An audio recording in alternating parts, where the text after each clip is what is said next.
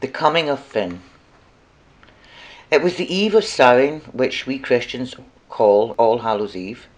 The King of Ireland, Conn the Hundred Fighter, sat at supper in his palace at Tara. All his chiefs and mighty men were with him. On his right hand was his only son Art, the Solitary, so called because he had no brothers. The sons of Morna, who kept the boy Finn out of his rights and were at the time trying to kill him if they could, were here too. Chief amongst them was Gall MacMorna, a huge and strong warrior, and captain of all the Fianns, ever since the battle in which Finn's father had been killed. And Gall's men were all with him too. The great long table was spread for supper. 1,000 wax candles shed their lights through the chamber and caused the vessels of gold, silver, and bronze to shine. Yet, though it was a great feast, none of these warriors seemed to care about eating or drinking. Every face was sad, and there was little conversation and no music. It seems as if they were expecting some sort of calamity. Conn's sceptre, which was a plain staff of silver, lay beside him on the table, and there was a canopy of bright bronze over his head. Gall MacMorna, captain of the Fianns, sat at the other end of the table. Every warrior wore a bright banqueting mantle of silk or satin, scarlet or crimson, blue, green, or purple, fastened on the breast either with a great brooch or with a pin of gold or silver. Yet, though the remnant was bright and gay, and though the usual instruments of festivity were there, and 1,000 tall candles shed light over the scene, no one looked happy. Then there was a loud, low sound like thunder, and the earth seemed to tremble. And after that they distinctly heard a footfall like the slow, deliberate tread of a giant. These footfalls sent a chill into every heart and every face, gloomy before, but was now pale. The king leaned past his son, Art the Solitary, and said to a certain druid who sat beside Art, "Is this the son of Midna coming before us this time?" "It is not," said the druid, "but it is the man who is to conquer Midna. One is coming to Tara this night, whose glory all other glories shall wax dim." Shortly after that they heard the voices of doorkeepers raised in contention, as if they would repel from the hall someone who wished to enter. Then a slight scuffle, and after that a strange figure entered the chamber. He was dressed in the skins of wild beasts, and wore over his shoulders a huge thick cloak of wild boars' skins, fastened on the breast with a white tusk of the same animal. He wore a shield and 2 spears. Though of huge stature, his face was that of a boy, smooth on the cheeks and lips. It was white and ruddy and very handsome. His hair was like refined gold, and a light seemed to go out from him, before which the candles burned dim. It was Finn. He stood in the doorway and cried out in a strong and sonorous but musical voice, "Conn, the 100 Fighter, son of Fhianna, the righteous son of Cumhaill the legitimate, O king of the kings of Erin, a wronged and disinherited youth possessing nowhere, one rude of his patrimony, a wanderer and an outlaw, a hunter of the wildernesses and mountains, claims hospitality of thee. Illustrious prince, on the eve of the great festival of Samhain." "Thou art welcome, whoever thou art," answered the king, "and doubly welcome because thou art unfortunate. I think, such is thy face and form, that thou art the son of some mighty king on whom disaster has fallen undeserved. The high gods of Erin grant thee speedy restoration and strong vengeance of thy many wrongs. Sit here, O noble youth, between me and my only son Art, heir to my kingdom." An attendant took his weapons from the youth and hung them on the wall with the rest, and Finn sat between the King of Ireland and his only son. Choice food was set before him, which he ate, and old ale, which he drank. From the moment he entered, no one thought of anything but of him. When Finn had made an end of eating and drinking, he said to the king, "O illustrious prince, though it is not right for a guest to even seem to observe aught that may be awry, or not as it should be, in the hall of this entertainer, yet the sorrow of a kindly host is a sorrow too to his guest, and sometimes unawares the man of the house finds succour and help in a stranger.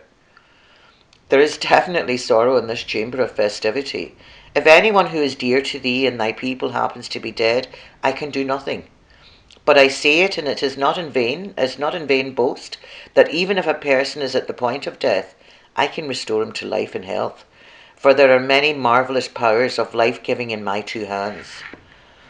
Conn the 100 Fighter answered, Our grief is not such as you suppose. And why should I not tell a cause of shame which is known far and wide?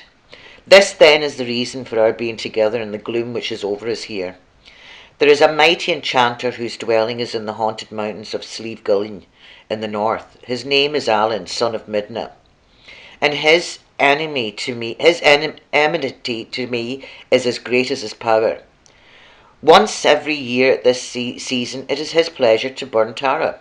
Descending out of his wizard haunts, he standeth over the city and shoots balls of fire out of his mouth against it, till it is consumed. Then he goes away mocking and triumphant.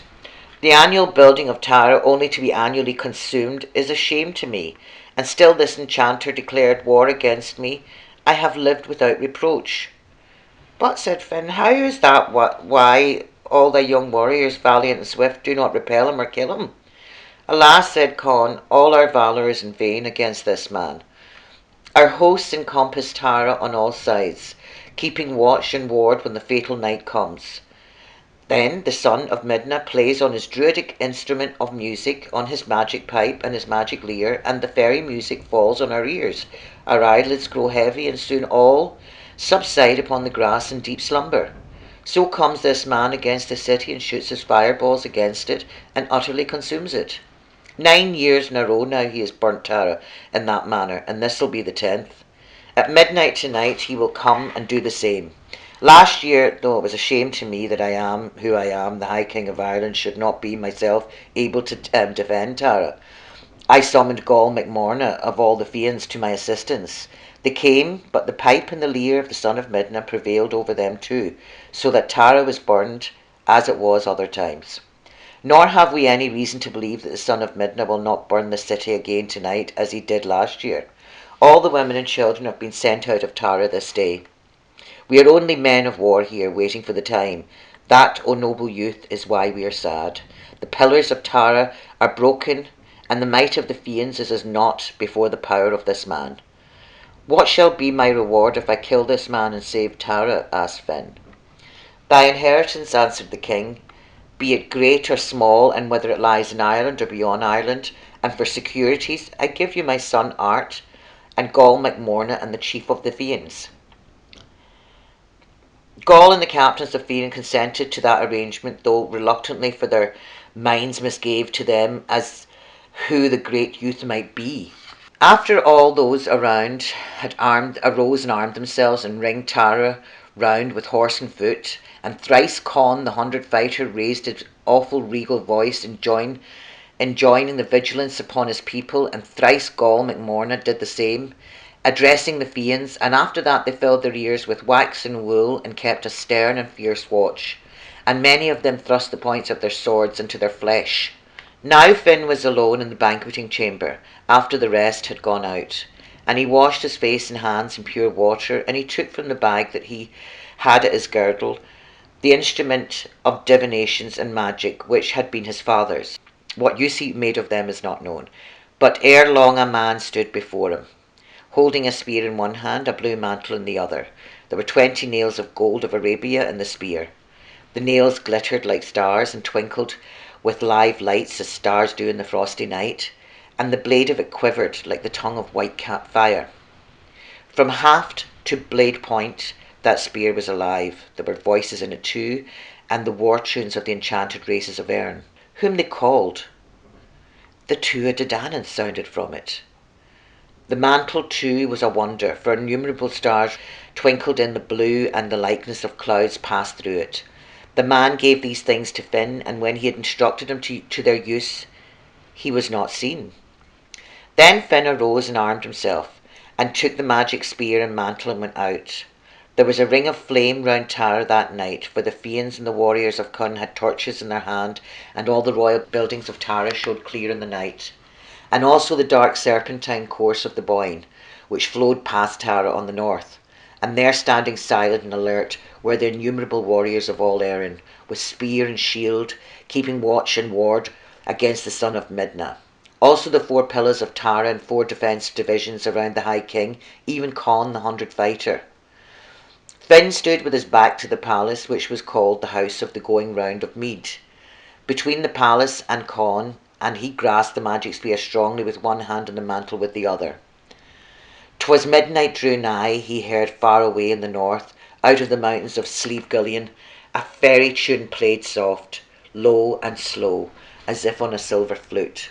At the same time the roar of Conn the 100 Fighter, and the voice of Gaul like thunder, and the responsive shouts of the captains, and the clamour of the host, for the host shouted all together, and clashed their swords against their shields in fierce defiance, when in spite of all obstructions the fairy music of the enchanter began to steal into their souls.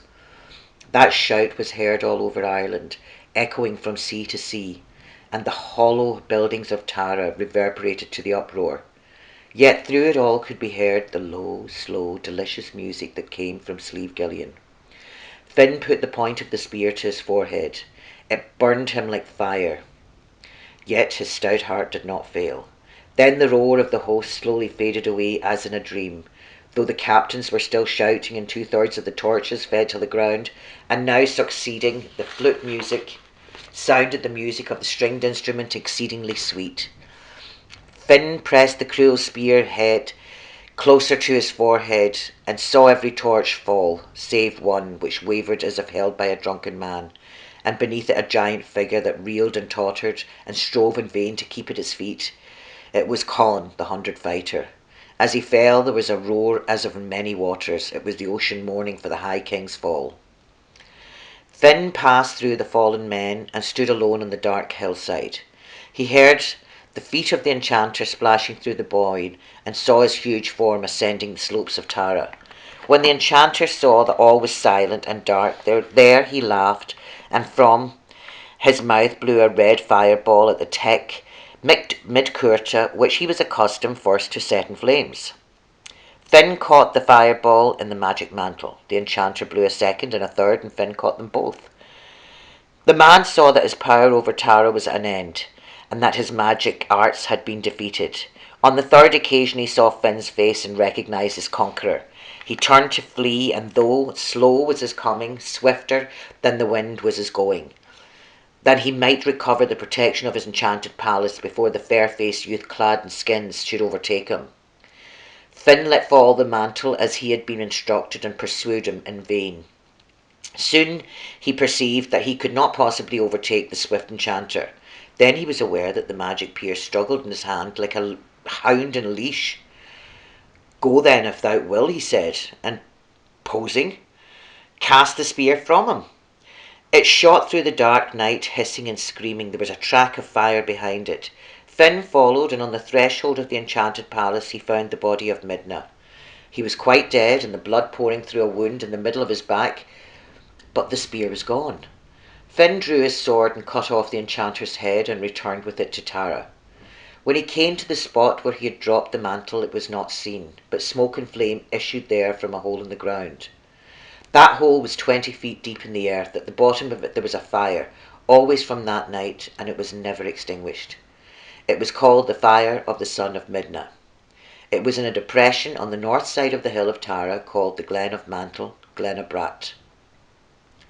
Finn, bearing the head, passed through the sleepers into the palace, and spiked the head on its own spear, and drove the spear end into the ground at Conn's end of the great hall. Then the sickness and faintness of death came upon Finn, as also a great horror and despair overshadowed him, so that he was about to give himself up for the utterly lost. Yet he recalled one of his marvellous attributes, and approaching a silver vessel into which pure water had flowed, and which was always full, he made a cup with his 2 hands, and lifting it to his mouth, drank. And the blood began to circulate in his veins, and strength returned to his limbs, and the cheerful hue of rosy health to his cheeks. Having rested himself sufficiently, he went forth and shouted to the sleeping host, and called the captains by their names, beginning with Conn.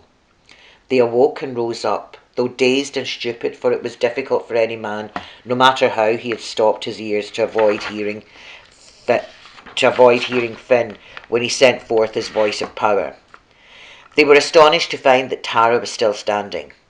For though the night was dark, and the palace and the temples, all of hewn timber, were brilliantly coloured and of many hues, for in those days men delighted in splendid colours. When the captains came together, Finn said, "I have slain Midna." Where is his head, they asked, not because they disbelieved him, but because the heads of men slain in battle were always brought home for trophies. Come and see, answered Finn. Con and his only son and Gall MacMorna followed the young hero into the Techmid Curta, where the spear-long waxen candles were still burning, and when they saw the head of Midden impaled at the end of the hall, the head of the man whom they believed to be immortal and not to be wounded or conquered, they were filled with great joy, and praised their deliverer, and paid him many compliments. "Who art thou, O brave youth?" said Con.